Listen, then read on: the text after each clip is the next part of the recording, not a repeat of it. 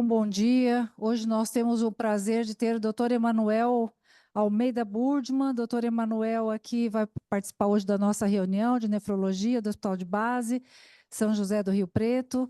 E Dr. Emanuel, a gente conhece há muitos anos, não só pelas suas grandes publicações. Dr. Emanuel se graduou, fez o doutorado na Faculdade de Medicina da Universidade de São Paulo. Depois ele fez um pós-doutorado também na Universidade de Oregon, nos Estados Unidos. Depois ele fez a livre docência de novo na Universidade de São Paulo, na USP. Atualmente ele é professor associado, né, da disciplina de nefrologia da Faculdade de Medicina, também da Universidade de São Paulo.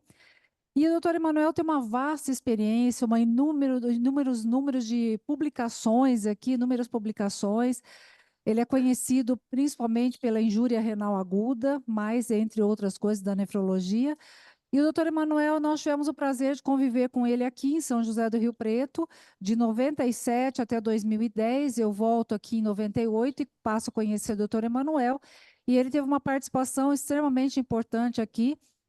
Principalmente ele fez parte aqui era coordenador do laboratório de fisiopatologia, também fez parte da pós-graduação, ele que coordenou a pós-graduação, foi chefe aqui da disciplina.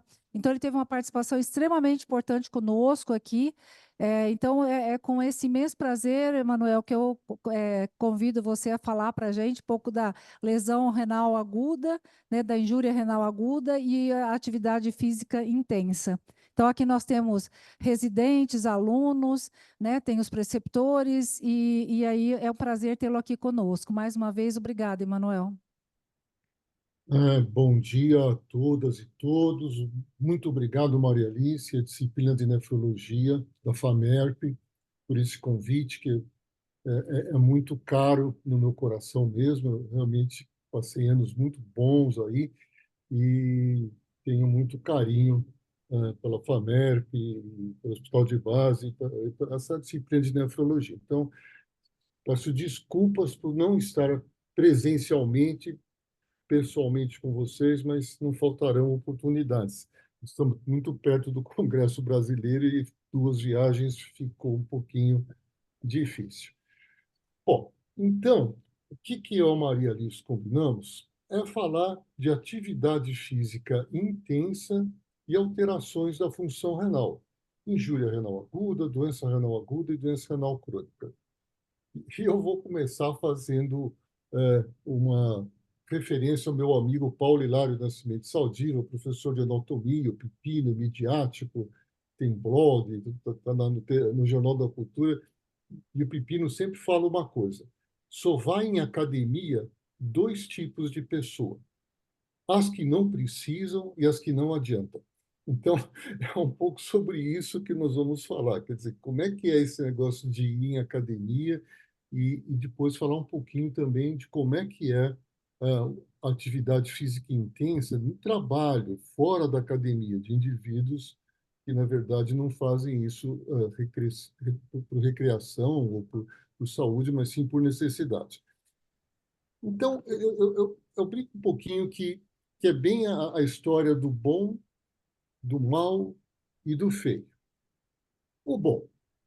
Então, percam as esperanças se vocês acham que eu vou falar que não é para fazer exercício. É para fazer exercício. Tem evidências muito sólidas que o exercício ele é essencial para manter a saúde e prevenir, até ajudar no tratamento de várias doenças crônicas.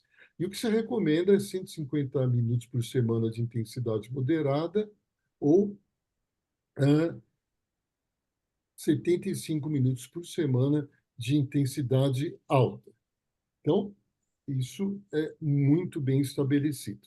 E se a gente for pegar a nossa praia, que é a doença renal, é só pegar a última revisão do CADIGO de doença renal crônica, que acabou de sair, e o que a gente vê é que a segunda recomendação já é fazer atividade física. Então, no tratamento de hábitos de vida, estilo de vida, está lá fazer atividade física. Então, não tem dúvida que a atividade física é benéfica, a atividade física deve ser feita. Agora, a atividade física, ela, mesmo em indivíduos normais, saudáveis, ela tem implicações na função renal, na hemodinâmica renal.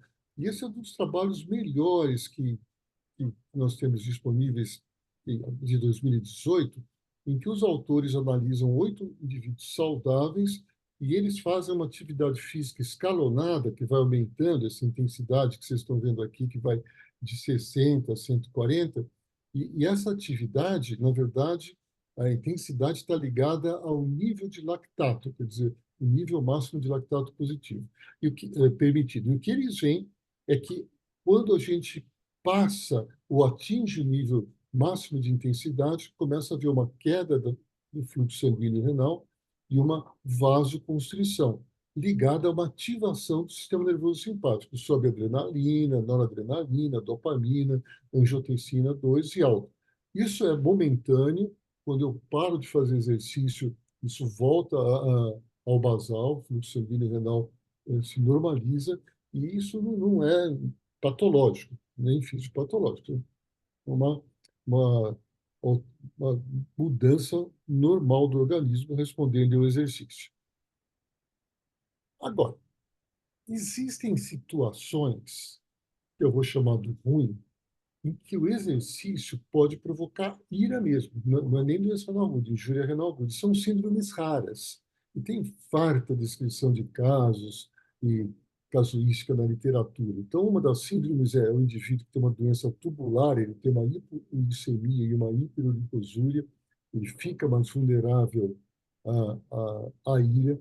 Tem uma outra síndrome que é muito mal explicada, a fisiopatologia, que provavelmente está ligada a uma vasoconstrição excessiva, exatamente o que nós acabamos de ver, que é uma reação fisiológica, se transforma numa reação fisiopatológica, e é chamada síndrome da dor lombar, isquemia renal. Existem miopatias hereditárias, em que o indivíduo fica extremamente vulnerável à rabdomiólise, e uma causa pouco lembrada de rabdomiólise e de IRA é o hipotiroidismo. Mas o que eu queria falar mesmo é o que eu vou chamar do feio, que é talvez o maior problema que a gente tem, que é a realização de exercício físico excessivo para a capacidade do indivíduo ou e realizado em condições inadequadas. Então, é correr a meia maratona em 40 graus, sem estar preparado, ir para a academia e bombar muito mais do que vivia, enfim, eu passar da minha capacidade orgânica de resiliência ao exercício que eu estou realizando. E isso, frequentemente, volto a falar, acontece em situações ambientais ou do próprio indivíduo inadequadas para aquele momento. Quais que são os fatores de risco, os mecanismos que estão ligados a essa alteração aí fisiopatológica da função renal quando eu sou submetido a uma carga excessiva ou em situações inadequadas? É a rabdomiólise, uma inflamação sistêmica e geração de radicais livres, isquemia renal por essa vasoconstrição, desidratação com hiponatremia. É frequente o uso de anti-inflamatórios não hormonais nessas situações, porque os indivíduos têm dor muscular. É frequente o uso simultâneo de drogas recreacionais como cocaína e outras drogas sintéticas, o uso de álcool, e aí o indivíduo vai fazer exercício, e o uso de anabolizantes. Quer dizer, tudo isso forma, então, uma constelação, um universo em que o exercício excessivo acaba sendo extremamente perigoso para o rim. Vamos pegar os exemplos mais comuns que a gente encontra na literatura. Então, vamos começar com a ira e o exercício resistido, que são os exercícios de peso ou os exercícios calistênicos. E tem dezenas de case reports na literatura. Eu vou mostrar um que eu acho muito interessante, que é um caso da Índia que parece inofensivo, né? Então, a pessoa foi fazer uma coisa que eles chamam de super yoga, uma mulher super jovem, saudável. Agora, a tal da super yoga é super yoga mesmo. Então, ela fez 108 agachamentos. Resultado, uma baita rabdomiólise, ira, necessidade de terapia substitutiva renal. Uma mulher que não tinha absolutamente nada. muito poucos trabalhos, a grande maioria que a gente tem nessa situação são case reports, mas tem esse trabalho epidemiológico escandinavo de 2016 que é muito interessante. Ele mostra um aumento do número de pacientes internados com rabdomiólise e mostra que uma grande parte, pelo menos um quarto dos pacientes, eram casos associados a exercício, e ele mostra que está aumentando através do tempo. E 80% dos casos nesse hospital foram esses exercícios de força, e 7% desses casos desenvolveram IRA. Se você pensar que é uma pessoa absolutamente saudável, que não tem patologia nenhuma, está indo no ginásio fazer exercício e tem um quadro desse, 7% de IRA é uma incidência muito grande, muito, é, um desfecho muito ruim, esse tipo de situação. Uma outra praga dos dias atuais é spinning. Eu fui fazer isso uma vez, eu fiz uma vez só, achei tão horrível que eu nunca mais voltei na vida. E esse tal de spinning, você senta naquela bicicleta e fica pedalando localmente com uma música enlouquecedoramente alta e um monte de luzes brilhantes e todo mundo gritando, é uma das coisas mais horríveis que eu já vi estressantes. Então, e isso dá ira. Então, um outro caso de mulher que 2 dias após o tal de spinning desenvolveu o quadro de ira necessitando de diálise, com uma rabdomiólise altíssima, 80 mil de CPK. E se você for ver, isso até é considerado um problema de saúde pública. Saiu no American Journal of Medicine um reporte de caso com biópsia mostrando a clássica deposição aí, maialice de cilindros de mioglobina no rim, né? E isso daí é considerado um problema de saúde pública nos Estados Unidos. Uma outra coisa que acaba passando batido e é muito importante em termos de função renal é esse pessoal que entra no exército como recruta, tem que fazer preparação física. Então, tem um único estudo de 2017 e que ele mostra uma coisa muito interessante. São jovens saudáveis que estão indo servir exército. Então, tem aquela coisa de fazer exercício, fazer ginástica, etc. Tal. E o que a gente vê nesse estudo mostrou prospectivamente que tinha grandes aumentos de CPK, aumentos significativos do biomarcador N-galsérico, indicando que tinha um sofrimento do túbulo, sem queda da filtração glomerular, e isso a gente poderia caracterizar como um estresse renal. Quer dizer, o indivíduo que está nessa situação, ele está vulnerável a desenvolver um quadro de ira, se é que a gente não pode chamar isso de ira. Continuando no show de horrores, vamos falar um pouquinho do HIIT, que é o High Intensity Resistance Trainer. É um primo do CrossFit. Isso é um estudo prospectivo que nós realizamos. Eu queria fazer um estudo com CrossFit, mas as academias de CrossFit, de verdade, não me olharam com bons olhos quando eu fui lá pedir para fazer o estudo, e eles são muito grandes e fortes. Então, eu achei mais prudente não fazer no CrossFit e resolvemos fazer com esse HIIT.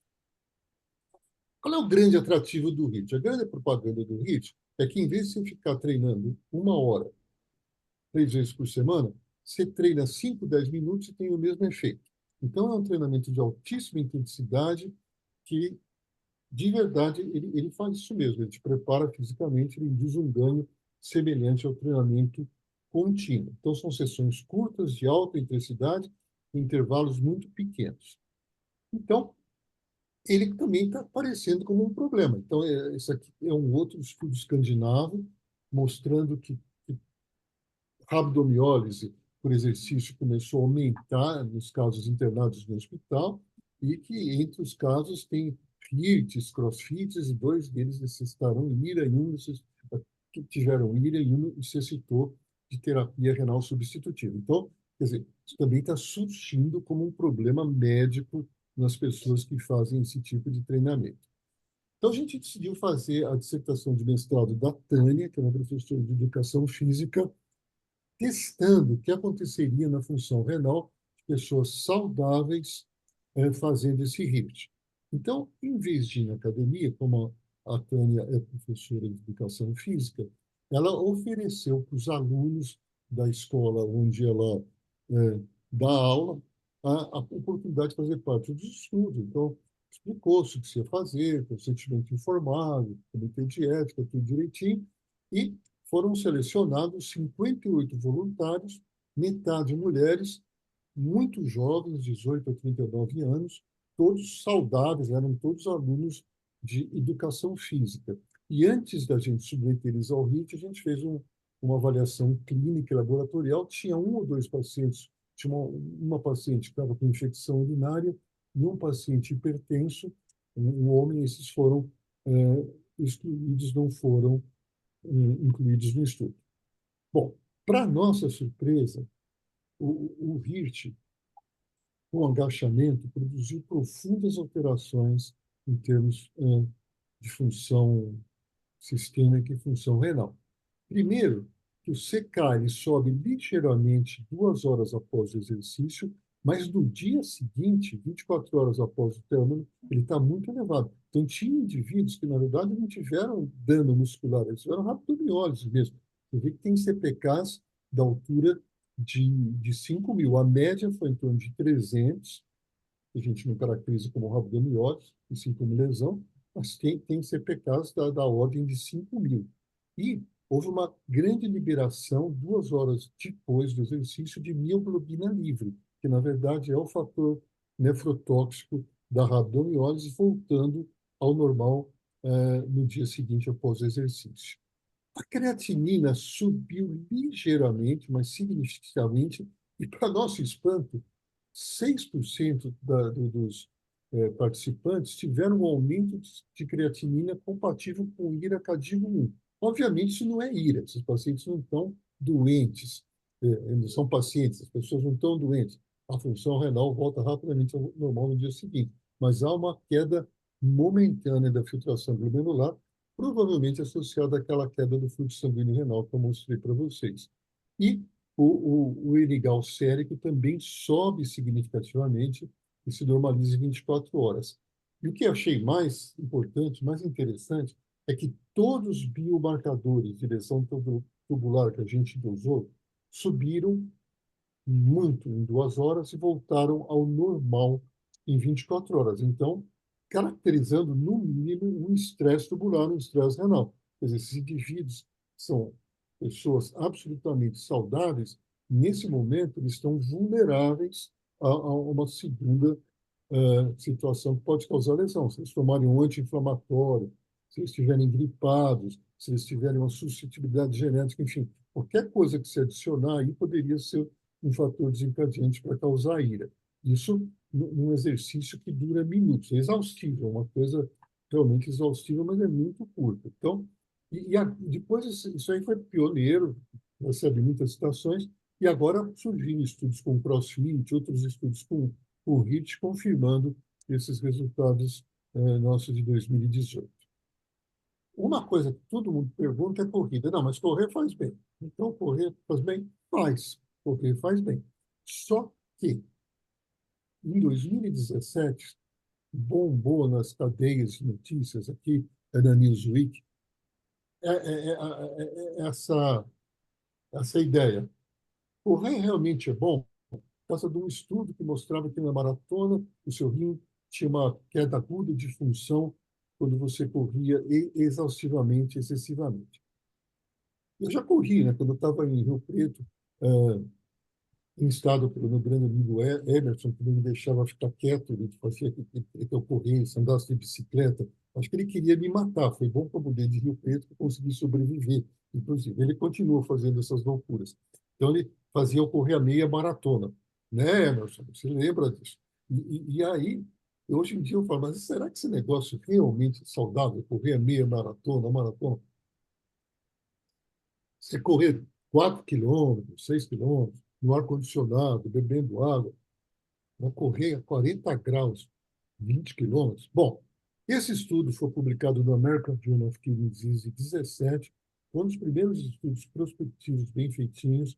Então, ele seguiu mais 22 maratonistas da maratona de Hartford e colheu amostras um dia antes, logo após terminar a maratona, e 24 horas depois. Um pouco parecido com o que a gente fez com o HIRT. E olha só, 82% desses maratonistas, 17 deles, se não me engano, eles tiveram aumentos de creatinina por aqui que caracterizariam ira por aqui. Quer dizer, óbvio que nenhum deles teve ida clínica, nenhum deles internou, nenhum deles precisou de diálise, mas teve uma queda importante, aguda da filtração glomerular, que se ele tivesse internado no hospital após uma cirurgia cardíaca, a gente chamaria de ira. E todos os biomarcadores subiram. Interleucina 6, quinoan, interleucina 8, interleucina 18, NGAL, TNF-alfa, e os biomarcadores de recuperação também, o MCP-1 e 40. Quer dizer, então, teve uma lesão e, simultaneamente, teve uma recuperação. E aí nós vamos começar a trabalhar com um conceito que depois eu vou discutir mais com vocês. Será que isso é bom ou será que é ruim? Quer dizer, eu estou submetendo o meu organismo a um estresse que suscita uma recuperação. Teoricamente, isso pode ser bom. Agora, se eu for vulnerável ou ficar vulnerável por alguma situação, isso pode ser ruim. De novo, ninguém teve ira aqui. E, na verdade, casos de ira pós-corrida, pós-maratona, são muito raros. São pontuais, são case reports na literatura. Mas eu acho que o ponto importante aqui é que um exercício físico, corrida, no caso, excessivo, como a maratona, ele altera profundamente a filtração glomerular e provoca um sofrimento tubular. Quando eu tenho biomarcador positivo, é porque o túbulo está sofrendo. Agora, e ira de verdade? Ira de verdade acontece nessas maluquices que são as ultramaratonas. Aí é ira mesmo. Esse é um case report recente de 4 casos, sendo 3 homens jovens, que correram essa maluquice aí, 100 milhas da estados do oeste, Endurance Run. Então, esse pessoal corre numa temperatura ambiente muito alta, variando entre 36,6 a 38. E o que aconteceu? Né? Esses 4 indivíduos, entre um dia e meio após a prova, procuraram o hospital hiponatrêmicos, com rabdomiólise e ira, e ficaram em diálise até 42 dias, tiveram uma ira prolongada, e ira. Então, quer dizer, eu já diria que a maratona, a meia maratona, não é para todo mundo. Isso daí eu já acho que não é para ninguém. Porque, obviamente, você está correndo um risco violento quando você se submete a uma coisa dessas. E esse é o trabalho mais recente que tem disso daí, publicado esse ano. Esse grupo estudou esses corredores numa ultramaratona de 156 quilômetros, num terreno montanhoso, em que eles sobem bastante, se não me engano, até 6 quilômetros de subida. E o que ele mostra? Ele mostra que no terço inicial, né, quer dizer, que isso são etapas de 26 quilômetros, né? Na segunda etapa, 35% dos corredores tinham elevações da creatinina que caracterizariam ira por rifle. Aí vai recuperando melhor e após 24 horas, apenas um desses corredores continuou com uma função renal caracterizando ira por rifle. Nenhum deles foi internado, nenhum deles desenvolveu ira clínica. Agora eu fico me perguntando, né? Quer dizer, quem faz isso não faz isso uma vez. Ele faz isso repetidas vezes, é um hobby, tá? Um estilo. Quer dizer, que acontece se você 2, 3 vezes por ano fica nessa situação? Você atinge um estágio de queda de filtração glomerular e de vasoconstrição e provavelmente de ativação do sistema nervoso simpático, isso não foi medido aqui, que te faz entrar num espectro que, se você tivesse internado, você seria chamado de IRA. Bom, tem dados brasileiros? Tem. Tem esse dado que é uma tese de doutorado do professor Biratã, que eu ajudei a confecção do trabalho, e foi defendido, não foi publicado. Então, são 40 voluntários, recrutas do Exército, que todo dia eles corriam. Na verdade, a nossa pergunta era se correr num ambiente saudável, pouco poluído, que era o parque, que esse dado que eu estou mostrando para vocês, era diferente de correr na cidade, na avenida. Os dados foram muito semelhantes, talvez não tenha tido tempo de mostrar nada, porque tem dados que mostram que poluição afeta a função renal. mas aqui nós não vimos. Agora, o que nós vimos? Estou mostrando, então, eles correndo segunda-feira, descansadinhos, de manhã, bonitinho, no parque. O que acontece? Sobe a creatinina, eles têm microalbuminúria, sobe quinoano, sobe NGAL sérico, sobe NGAL urinário e cai mais ou menos 20% a filtração glomerular. Secar, sobe, não é rabdomiólise, é uma lesão muscular e tem sinais de inflamação, sobe leucócito e eles desidratam, né? Mesmo levando água, tomando água, eram recomendados a fazer isso, a fração de excreção de sódio cai e o sódio urinário cai. A gente não mediu a densidade urinária, mas certamente estaria alta. Então, uma corrida de indivíduos jovens, saudáveis de São Paulo, provoca mais ou menos a mesma coisa que a tal da maratona de Hausfall. Agora, será que qualquer exercício é igual? E tem pouco dado sobre isso e eu queria compartilhar com vocês esse dado que eu acho muito bem feito, também de 2018, um estudo também em voluntários normais, um estudo clínico em gente, publicado no Physiology Reviews, que é de 2018. Bom, reportes. Então, o que ele mostra? Ele compara basal, um exercício agudo e um exercício prolongado associado à desidratação. E ele só mostra a queda da filtração glomerular no exercício prolongado associado à desidratação. Aí, quando ele vai ver os biomarcadores, acontece a mesma coisa. Né? O exercício agudo e o marcador aumenta, apesar da filtração não ter caído, só que o grande aumento, tanto do NGAL urinário quanto do quinoano, foi com o exercício prolongado mais a desidratação. Então, não é só quanto que eu, como que eu faço de exercício, mas também o quanto eu faço de exercício que vai influenciar a minha função renal. Eu acho que, Ailson, acho que seu microfone está aberto. Então, concluindo essa primeira parte aí, exercício em intensidade adequada é benéfico. Façam exercício, não é para não fazer exercício. Fazer exercício direitinho, em condições adequadas, sob orientação, é bom. Agora, exercício físico com uma carga ou uma intensidade inadequada, e principalmente se você estiver em situações ambientais desfavoráveis, pode provocar rabdomiólise, pode provocar ira mesmo. Não é nem alteração aguda de função renal. Pode levar você para um quadro de ira clínica. Quais são os fatores de risco para isso acontecer? Fator de risco extremamente importante. Atualmente no Brasil e no mundo, com essa coisa do aquecimento global, é a temperatura ambiental e a temperatura corporal. Quer dizer, a gente tem mecanismos muito precisos de controlar a temperatura, mas se eu ficar submetido a uma temperatura ambiental muito alta, aumentando a minha temperatura corporal, porque eu estou fazendo exercício, eu posso quebrar esse processo de homeostase, que é o que a gente chama de heat stress, e isso é um grande fator de risco, talvez até mesmo uma exposição para desenvolver aí um quadro não só de queda aguda da função renal, mas de ira mesmo, de ira clínica. Um outro fator muito importante e subestimado é a desidratação. Quer dizer, na verdade, se você estiver fazendo exercício de carga adequada ou elevada, você tem que estar o tempo todo hidratado, a urina tem que estar clarinha.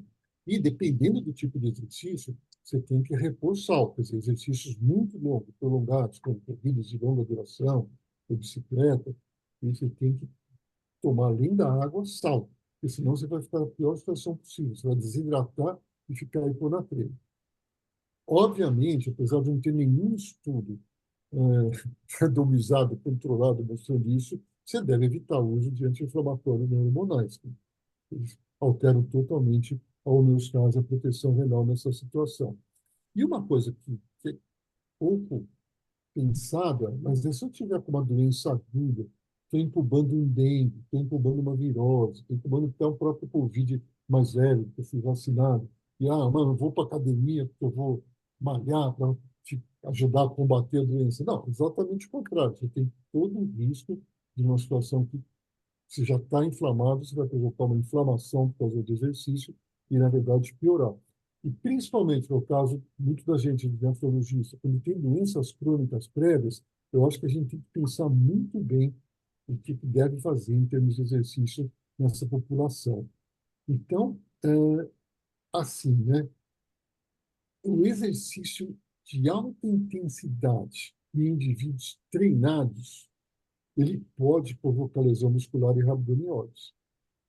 Usualmente, ele provoca elevações momentâneas da creatina sérica e dos biomarcadores, indicando que tem uma lesão estrutural e sem ter, na verdade, um quadro clínico hospitalar de IRA. Como é que a gente chama isso? Uma IRA subclínica, um estresse renal? Não tem um bom nome para isso ainda. E isso que eu acho que é intrigante. Quais seriam os efeitos a longo prazo desse tipo de situação? Então, na verdade, eu estou fazendo exercício de forma adequada, com supervisão, mas mesmo esse exercício a gente viu que, apesar de não provocar ira, ele provoca essa flutuação da função renal e esse estresse tubular. Pode ser que isso daí funcione como um condicionamento pós-isquêmico, quer dizer, até me proteja. Se eu for submetido a uma cirurgia, eu vou, na verdade, estar protegido porque eu tive esses episódios de estresse, de desafio. Pode ser que isso funcione como, ou até mesmo gere a produção de heat shock proteins, protegendo então as células. Agora, o que acontece se eu tenho uma doença de base, por exemplo, uma doença renal crônica, e eu fico me submetendo a surtos diários ou periódicos, 2, 3 vezes por semana, dessa inflamação, dessa vasoconstrição, queda da filtração? Será que isso é benéfico? Então, eu acho que vai depender muito da situação, se a gente deve ou não fazer isso. Quer dizer, se eu sou absolutamente saudável, se eu estou com acompanhamento um professor que está me monitorando a minha carga de exercício. Tem um acompanhamento clínico uma vez por ano. Está tudo bem? Vamos em frente. Eu tenho uma doença renal crônica, eu acho que tem que pensar muito bem o que deve ser feito.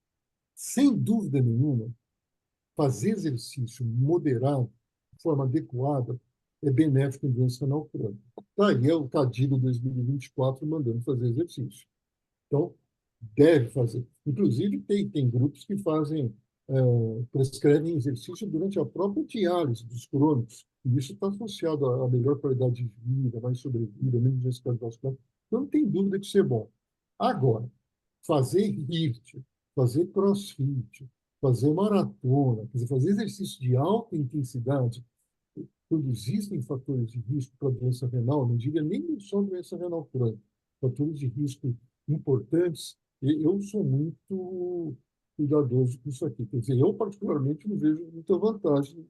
Por que eu vou fazer uma coisa com uma carga muito elevada, submeter o indivíduo a um risco, se eu posso fazer com uma carga menor? Então, eu acho que pacientes de alto risco, ou com doença renal crônica, estágio 1, 2 ou 3, eles devem fazer exercício no máximo moderado.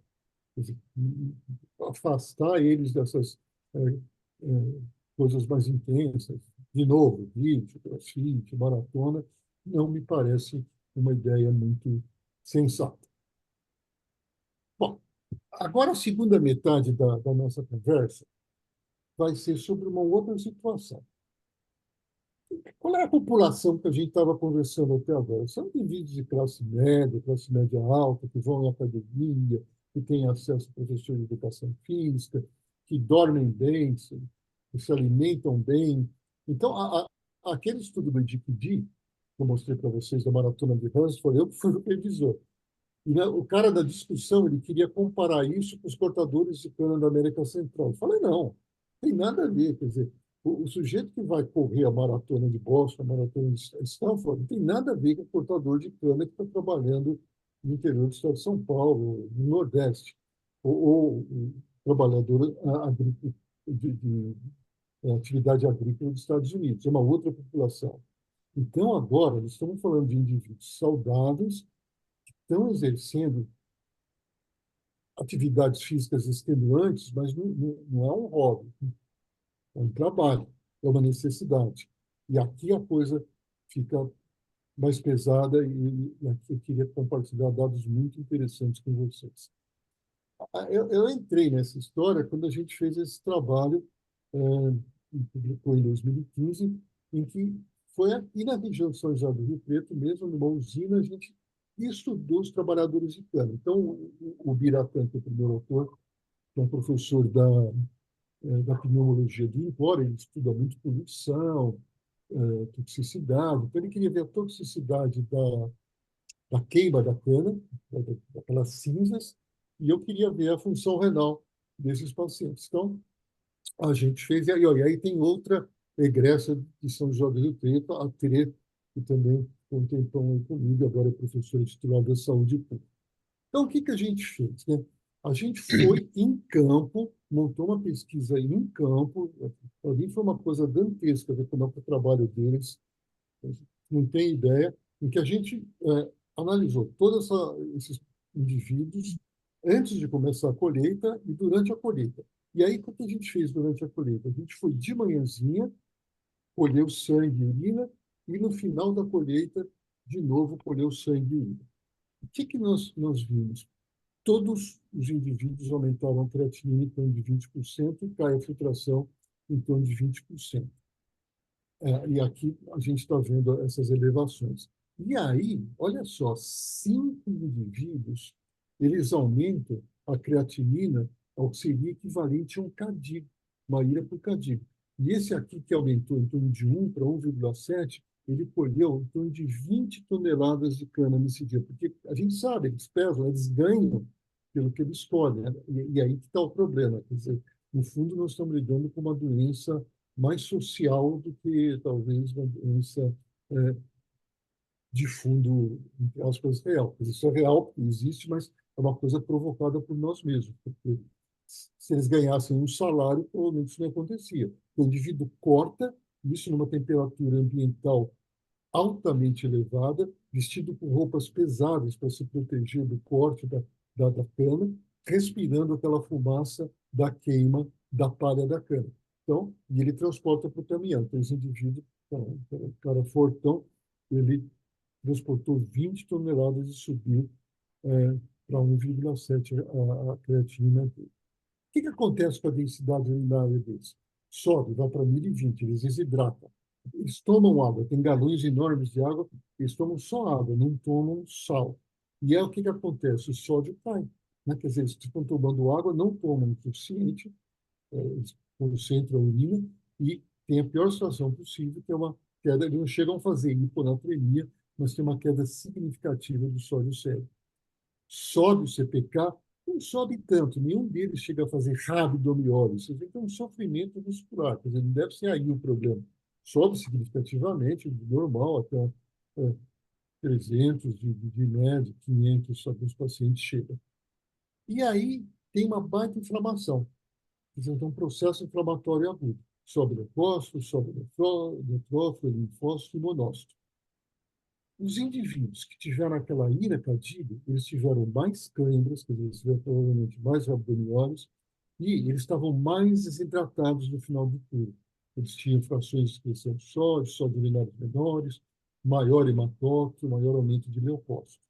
Então, resumo, o que a gente mostrou? Que a colheita de cana causou uma disfunção renal, uma doença renal aguda, se a gente pode chamar isso de doença, em todos os indivíduos. Basicamente, 20%, se tivesse no hospital, você ia chamar ele, ia chamar um nefrologista para o que eu faço com esse cara. E os fatores provavelmente associados foram a desidratação e calor, lesão muscular, uma inflamação sistêmica e estresse oxidativo. Não mostrei, mas a gente dosou radicais livres, estavam aumentados também. Então, foi um trabalho pioneiro do Brasil, mostrando que trabalhadores agrícolas trabalhando em situações ambientais inadequadas com esforço físico elevado podem ter essa flutuação aguda da função renal. Agora, isso acontece nos Estados Unidos também. Esse é um grupo que a gente tentou trabalhar junto de Atlanta, e eles estudaram trabalhadores agriculturais de colheita de laranja da Flórida. E aí eles mostram uma coisa parecida. Eles analisaram durante 3 dias consecutivos a densidade urinária desses indivíduos de manhã, antes de começar a colheita de laranjas, e no final da tarde. Ó, e mostra muito parecido com os cortadores de cana. A densidade urinária sobe para 1.025 em 3 dias consecutivos. Quer dizer, eles desidratam.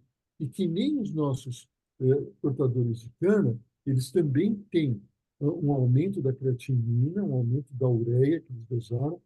É interessante que 81% dos indivíduos tinha uma desidratação pós-túnel, sendo que 13% tinha uma desidratação grave, uma densidade urinária maior que 30. E aí, se a gente for ver, 33% desses colhedores de laranja, no final de tudo, eles tinham ira cadigo. A grande maioria cadigo 1. Quer dizer, muito parecido com o portador de cana.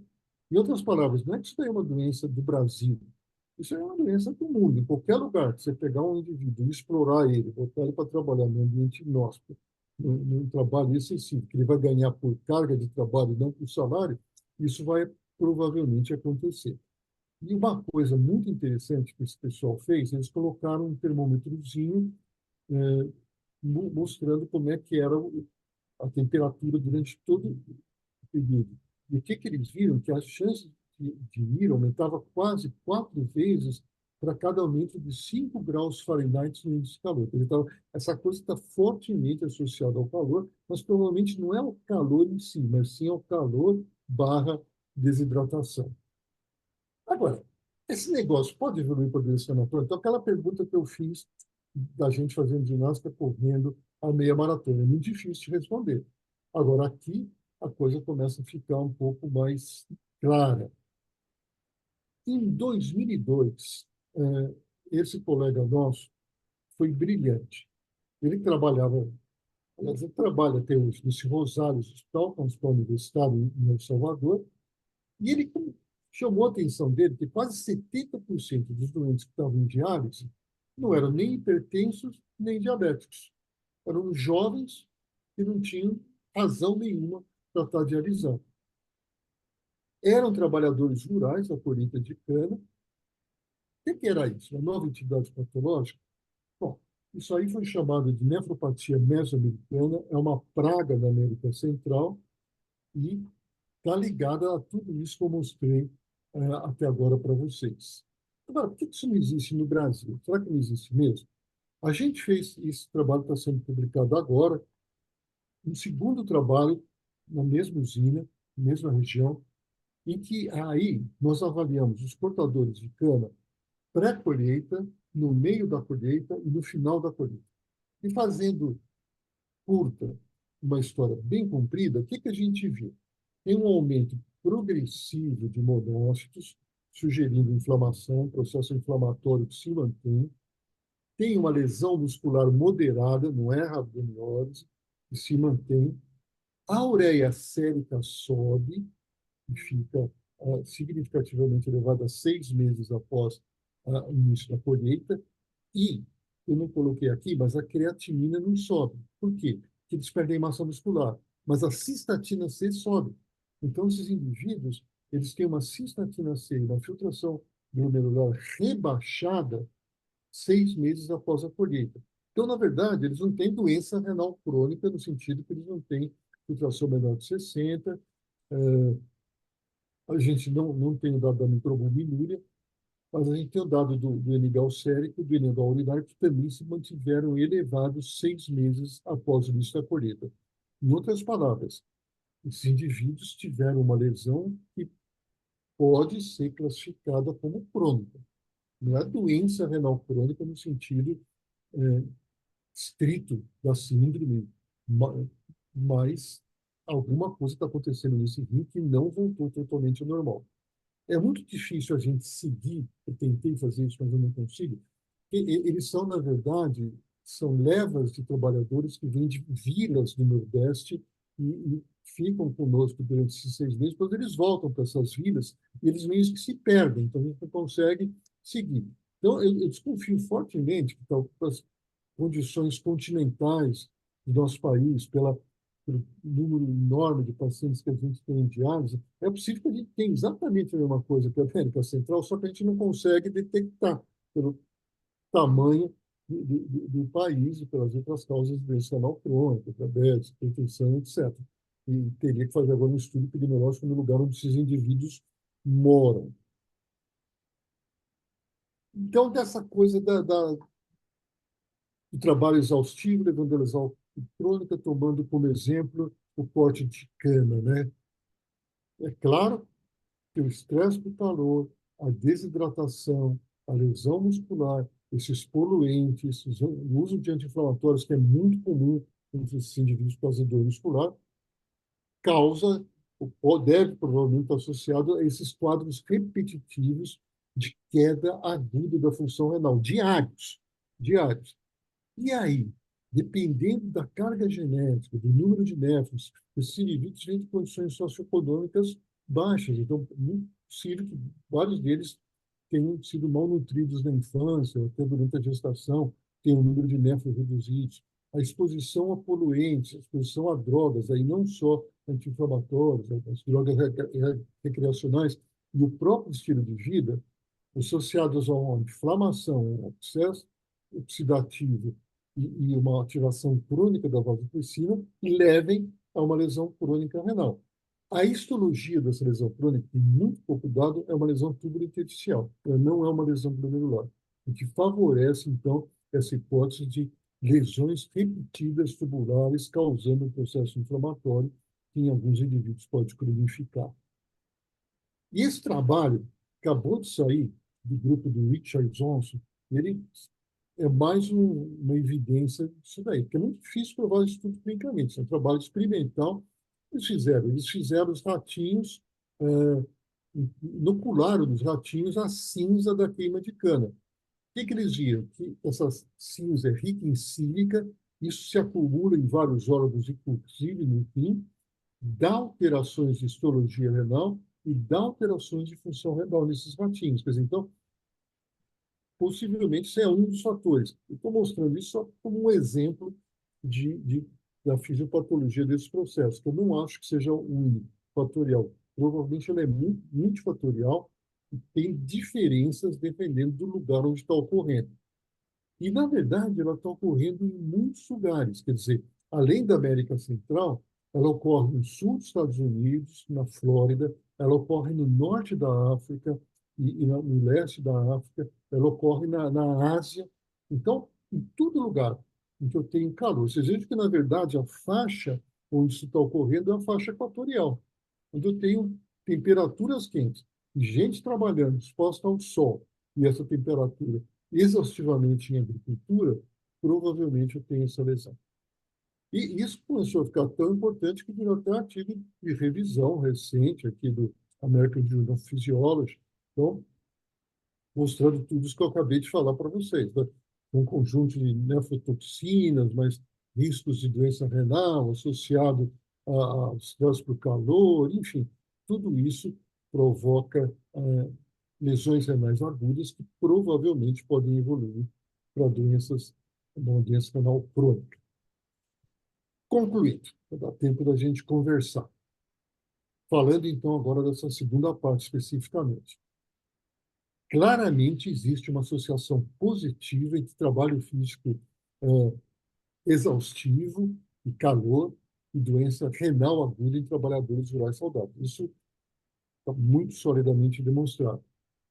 É possível que esses episódios repetidos dessa doença renal aguda, isso não é ira, você não está internado com ira, então, flutuação aguda da doença renal, repetida, associados à desidratação, pode evoluir para a doença renal crônica, dependendo aí de tudo isso que nós falamos, carga genética, estilo de vida, etc. E desses outros fatores que podem estar associados. Os pontos que eu acho importantes, né? Primeiro é o ponto da desidratação. Quer dizer, provavelmente sem desidratação nada disso acontece. Desidratação não causa ira. Desidratação deixa você vulnerável para a ira. A desidratação causar ira tem que ser aquele velhinho que esqueceram no asilo, ninguém deu água, a criancinha que esqueceu no carro ou náufrago. Quer dizer, desidratação para dar ira, nós estamos falando de sódio séricos da ordem de 170.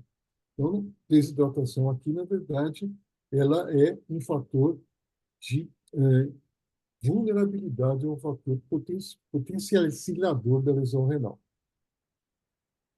E aí tem muito trabalho, inclusive experimental, mostrando que a desidratação por si, sem hipovolemia, desidratação e hipovolemia são fenômenos totalmente diferentes, ela ativa o sistema inflamatório, ativa o sistema vasoconstrictor, diminui a expressão dos genes protetores, como o corpo, e aumenta a atividade da frutoquinase no túbulo proximal, e a frutoquinase é tóxica para o túbulo proximal. Então, basicamente, o que ela faz é aumentar a vulnerabilidade renal. O que a gente devia fazer, né, com esses indivíduos? E tem estudos recentes é, trabalhando nesse sentido. Diminuir a carga de trabalho. Quer dizer, o mais óbvio seria quebrar o mecanismo do poder econômico, aí no sentido que os indivíduos não podem receber por carga de trabalho, sim, tem que receber salário. Fazer pausas para eles descansarem, em ambientes com sombra. Quer dizer, então, não vai mais colher cana? Não vai, precisa trabalhar. Mas tem que ter uma pausa no ambiente ensombradado, tem que ter água suficiente para evitar a desidratação, fluido, e tem que ser fluido provavelmente com sal nesse tipo de situação. Enfim, fizemos um passeio, então, por exercício, feito por querer ou sem querer, lesão renal. Existe uma associação. Exercício bem feito é benéfico e exercício mal feito ou carga excessiva de trabalho em ambientes inadequados e hostis são certamente maléficos. Muito obrigado. Aí está meu e-mail, se alguém quiser fazer algum trabalho junto, nós estamos trabalhando em um monte de coisa interessante. Agora, por exemplo, estou trabalhando em rabdomiólise no HC e estamos à disposição. E eu acho que agora a graça é conversar, né? Sobrou um tempinho para conversar. Deixa eu interromper o compartilhamento e eu estou totalmente à disposição para responder perguntas. Oi, Glória, tudo bom? Emanuel, muito obrigada mais uma vez, primeiro pela sua participação, segundo pela sua brilhante aula, você consegue esclarecer sempre com uma facilidade imensa, né? E eu acho que deu para. Agora eu vou abrir aqui a discussão, que eu acho que tem pessoas querendo falar tanto aqui na plateia quanto online. Fiquem à disposição. Aqui, quer começar por aqui? Cumprimentar o Oh, jovem doutor Luiz Ayuso, recém-doutorado. Parabéns ao Luiz Ayuso, Manuel, Emerson Quintino. Bom, para falar a verdade, Manuel, como é que você acha o seguinte, sabe, a lesão renal aguda, né, e lesão renal crônica, como é que você consegue juntar o fato de um paciente ter lesão renal aguda, eventualmente por atividade física, e o fato dele ser propenso à doença renal crônica? Você consegue fazer uma junção? Então, você sabe que, apesar da gente dar aula no quarto ano e falar assim, ah, olha, ira é um fator de risco para doença renal crônica, isso é uma coisa que ainda é controversa. Quer dizer, tem uma associação muito forte, mas será pouco. Estou entendendo que a tua pergunta é essa. Será que isso é para todo mundo? Quer dizer, todo mundo que tem doença renal aguda vai evoluir para doença renal crônica? A gente não sabe. Agora, o que a gente sabe é que se existirem outros fatores eh, de base, genéticos ou epigenéticos, ou alterações e desafios, estresses que se mantêm após a doença renal aguda, a chance de eu ter pelo menos uma perda progressiva da função renal é muito grande.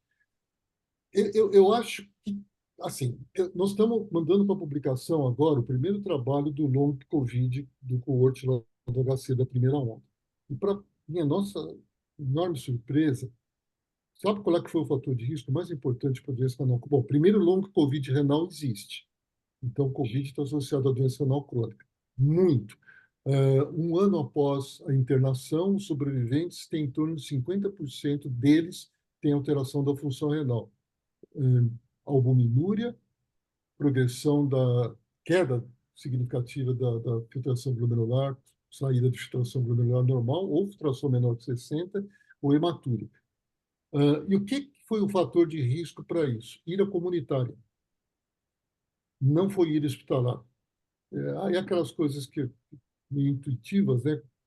Você faz a análise da regressão logística, que você joga a ira, aparece como fator de risco. Mas aí eu falei, peraí, mas tem duas iras. Tem uma ira que os pacientes chegavam, provavelmente foi exatamente a mesma coisa em Rio Preto, muito detonados. E aí, o que se mostrou associado à evolução? E agora nós estamos fazendo estudo do ano 3. Agora eu vou ter o dado, no ano que vem eu vou mostrar para vocês o dado de doença renal crônica mesmo. Mas o que se mostrou associado a essa perda de função, essa alteração crônica de função renal um ano após a alta, foi ira comunitária. E aí, nós vamos ver, mas por que isso? Os pacientes demoraram mais para chegar do hospital? Eles vieram de zonas mais carentes da cidade? Provavelmente foi o cuidado. Quer dizer, esses doentes foram pior cuidados, chegaram pior, e eles chegam mesmo em pior situação, mais graves. Esses doentes com ira comunitária, a grande maioria deles precisou dialisar em 48 horas quando chegou, ao contrário das iras hospitalares, que dialisaram mais tardiamente e tem menos diálise. Enfim, ele chega mal. E aí eu acho que o grande lance da ira com a doença renal crônica é prevenir a ira. Quer dizer, se eu não tiver ira, eu não vou nem estar conversando sobre isso, né? Quer dizer, se eu não tiver ira, eu não vou ter esse fator de risco para doença renal crônica. E aí, não é o hospital terciário que vai fazer isso, porque a gente faz isso bem, você faz isso magnificamente bem, né? Você vai dar aula disso no congresso em Salvador, com o alerta eletrônico, o sniff eletrônico. Quer dizer, a gente consegue prevenir, tratar rapidamente, agir rapidamente no hospital. E você é uma prova de que isso funciona. Agora, no atendimento primário, não. É muito raro alguém pedir creatinina, exame de urina, ou até pensar, né, que o doente tem um alto risco de desenvolver ira. E, na verdade, nós estamos falando de Covid, porque foi esse pesadelo que a gente viveu. Mas, por exemplo, vocês aí em Rio Preto, e você sabe que eu gosto disso, dengue. Mas dengue é um altíssimo fator de risco para ira, e nós temos todo ano tem uma endemia de dengue. Então, quantos desses doentes que chegam com dengue no atendimento primário, se a gente fosse fazer creatinina, exame de urina, não teriam alterações, e quanto desses não evoluem para doença renal crônica?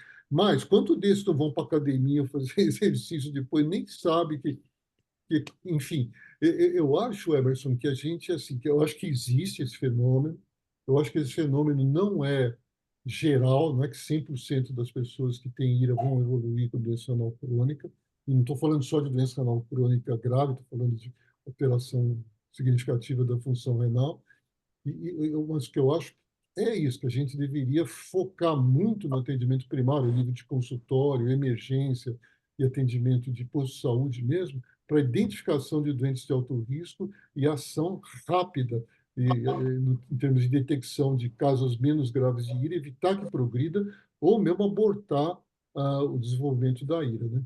Eu não sei se eu respondi direito a tua pergunta, que eu falei. É, Manuel, é Mário, tudo bem? Oi, Parabéns pela Mário. aula. Acrescentando, complementando o que o Emerson disse, quer dizer, nós latino-americanos aqui no Equador e abaixo do Equador, seríamos então privilegiados geneticamente com essa praga, né?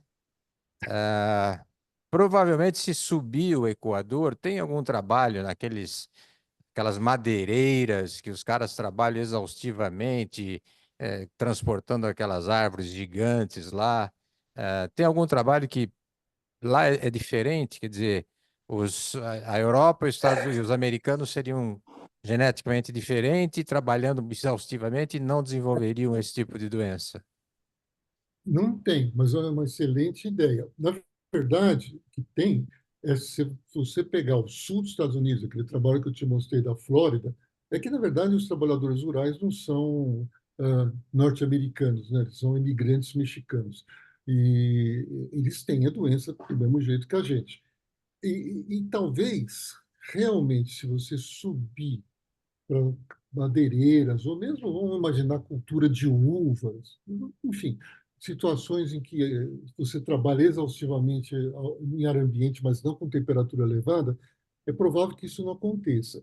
Tem alguma coisa nesse sentido da própria América Central. Quando começou a se estudar isso, principalmente na Costa Rica, que tem montanha, então El Salvador também, então começou a se comparar os agricultores que trabalhavam em fazendas da montanha, os agricultores que trabalhavam na plantação de cana, que é ao nível do mar. Os trabalhadores das montanhas, eles não têm esse fenômeno, eles não têm a doença renal crônica de causa desconhecida. Quer dizer, isso afeta o sujeito que trabalha no nível do mar, no ambiente quente. Então, talvez não seja nem tanto, na verdade, o componente genético, e sim o componente ambiental. E o componente genético acaba selecionando, dentro daquela população que está exposta, os indivíduos mais vulneráveis, né? Que, por apolipo, ou seja, que gene for, mais vulneráveis à doença renal. Mas talvez o mais importante mesmo seja a exposição ao calor, né? E a desidratação. Agora, não tem nenhum trabalho de madeireira ou de hemisfério norte de verdade, não tem. Né, Horácio, parabéns pela aula. Eu queria saber se tem algum trabalho falando, saindo da população, ou trabalhadora ou normal aí da cidade. Por exemplo, os atletas de alta performance, por exemplo, que eles vão no extremo de atividade física em Olimpíadas e nesses maratonistas, né, que correm 10 maratonas por ano, 15 maratonas, né? E se existe diferença também nesses atletas do tipo de músculo. Quem corre 100 metros tem um músculo muito maior. Os que ganham todas as maratonas africanas têm quase nada de músculo para correr. E, então, como é que faz? Esses que não têm músculo fininho ou esses outros que têm hipertrofia para poder ter aquela explosão? Tem alguma coisa diferente? Ou nesses atletas de alta performance?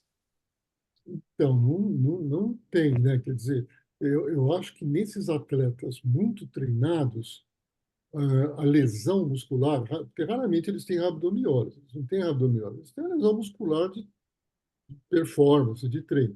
Ela não é o fator principal de lesão renal. E, assim, uma coisa que podia ser feita e não foi, quer dizer, será que esses atletas de alta performance, que a tua pergunta é um pouco por aí, eu acho, que certamente tem essa lesão repetitiva, essa flutuação da função renal, esse estresse renal repetidamente durante dias, meses, anos.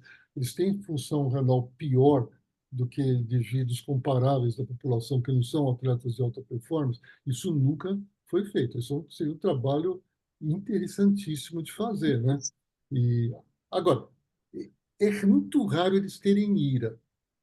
Agora, doença renal crônica tem um montão de exemplos de atleta de alta performance que evoluiu para doença renal crônica. Por exemplo, tinha o Pelé do rugby, que é um preto sul-africano enorme, que era uma estrela, ele desenvolveu doença renal crônica. Ele não tinha nenhum fator de risco, ele não era hipertenso, ele não era diabético. Aí, no final da carreira, ele até transplantou. Tem atletas de basquete norte-americanos que desenvolveram doença renal crônica. Enfim, agora, não tem assim, não tem um trabalho epidemiológico bem feito mostrando se tem um risco maior. Talvez tenha, né? Essa é uma excelente questão a ser respondida.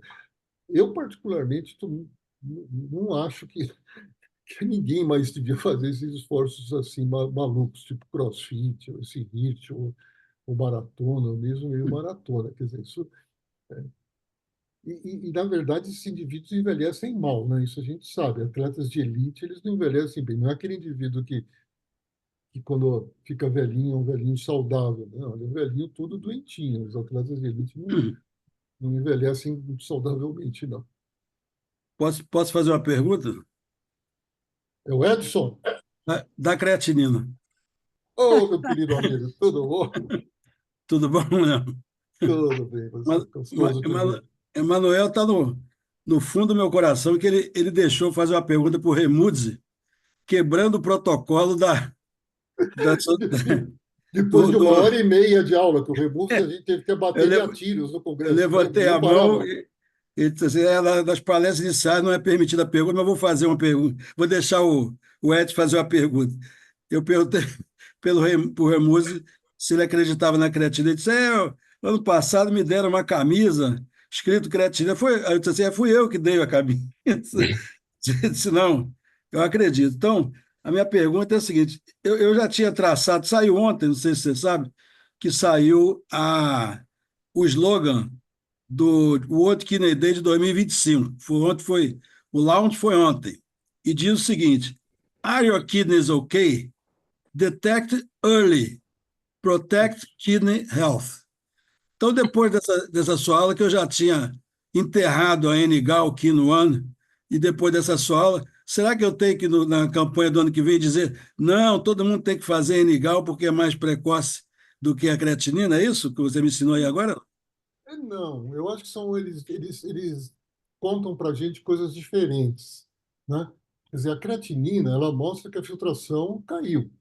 Aí, a hora que a filtração caiu, eu estou lidando com uma situação de alta gravidade, na verdade, mesmo quando sobe um pouquinho. E por isso que eu acho que está associado ao desfecho tão desfavorável. Então, ela é muito específica, né? E aí, aquela crítica eterna é que ela é pouco sensível, ela não detecta lesões muito iniciais. Agora, os biomarcadores, vamos falar só dos três que tem comercial, Nefrocheck, N-Gal e Quinoa. O que eles detectam? Eles detectam uma lesão tubular. Eles estão associados ao desenvolvimento posterior de IRA? Então, quer dizer, eles sinalizam que a creatina vai subir daí a alguns dias. Eles estão associados a maior mortalidade? Então, quer dizer, eles indicam que alguma coisa está errada no organismo. Eles podem estar elevados com a creatinina normal? Podem. Isso é doença renal? A gente não sabe. Quer dizer, na verdade, a gente não tem ainda um conhecimento epidemiológico que permita afirmar isso com absoluta certeza. Então, se fosse para investir em alguma coisa, eu não estou falando disso só para te agradar, porque você é meu amigo, não. Eu botava eu botava point of care de creatinina nos postos de saúde, que aí eu tenho Opa, certeza, né? Que aí tamo eu tenho junto, certeza. E eu tamo sei, junto. porque aí eu tenho certeza do que eu estou vendo, né? E a gente sabe que se a gente agir precocemente, quando essas elevações ainda são muito pequenas, e reverter isso, ou impedir que aumente, aí tem trabalho bonito mostrando que isso protege a longo prazo, protege a curto prazo, etc. Se eu fosse um país riquíssimo, eu talvez colocasse biomarcador na entrada do hospital, na emergência, para me ajudar a pensar no que está acontecendo. Quer dizer, para ajudar a detectar precocemente pacientes que estão de alto risco para desenvolver IRA por subida de creatinina depois. Agora, não é evidentemente o nosso caso. E mesmo nos hospitais mais sofisticados, isso não é feito de rotina. Nem nos Estados Unidos, atualmente, isso é feito de rotina.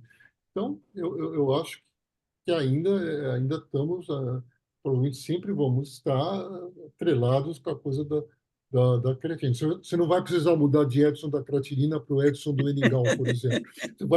Pode continuar como Edson da creatinina, que está muito bom. Obrigado, Ô, tchau. Emanuel, tem uma pergunta aqui do Rubens. O atleta de alto nível, sempre digo que não anda paralelo com a saúde, mas sim a lesões, pois o envelhecimento é precoce e a sobrecarga andam juntas. Então, É esse é o isso mesmo. comentário aqui.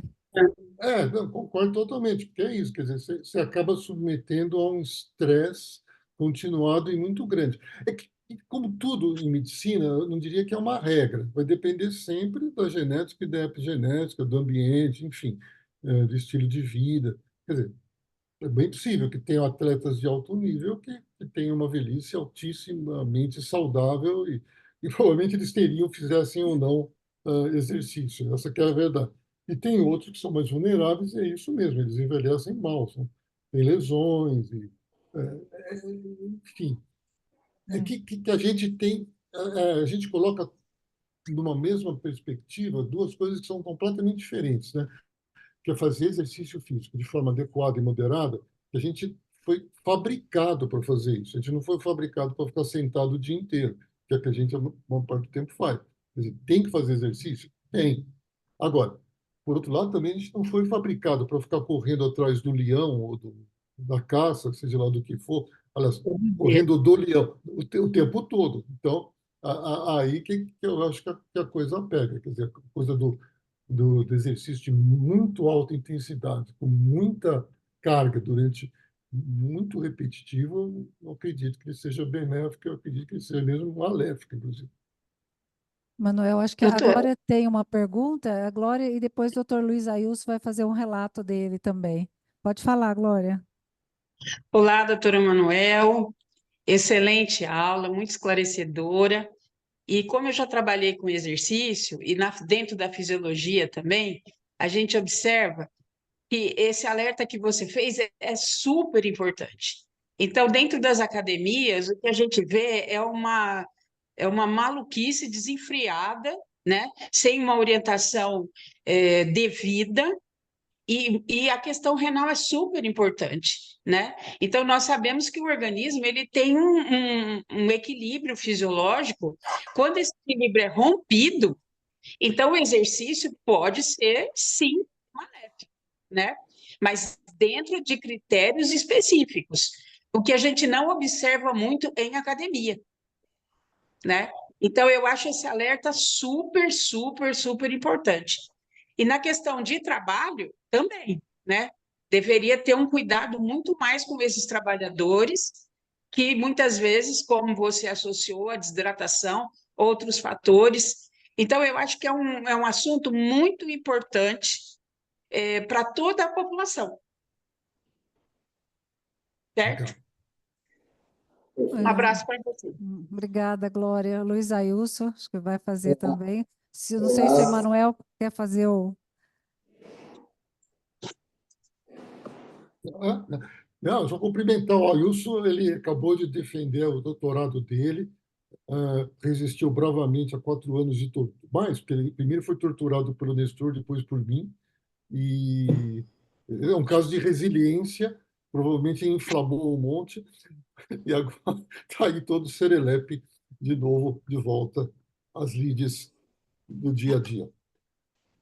Tudo bem? Bom dia a todos. Manuel, como é que vai? Não é bem uma pergunta, é mais um relato. Não sei se você se recorda que eu fiz rabdomiólise por leg press. Vocês estão me ouvindo? Tá Sim, dando um dando pouquinho para de ouvir, eco. sim.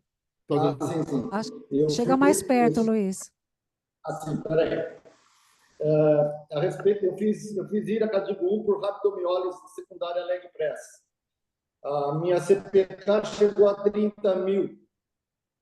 E fiz também síndrome compartimental nas 2 coxas. Então, foi um caso bastante grave. Eu mesmo me internei, me tratei.